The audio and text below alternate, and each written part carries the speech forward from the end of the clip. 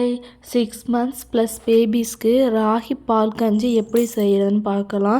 ராகி ஒரு அயன் ரிச்சான ஃபுட்டு. அப்புறம் குழந்தைங்களுக்கு ஈஸியாக டைஜஷன் கூட ஆயிரும். நிறையா டாக்டர்ஸ் அட்வைஸ் பண்ணேன்னா முதல்ல சாலிட் ராகி பால் கஞ்சி கொடுங்க அப்படின்னு தான் சொல்கிறாங்க.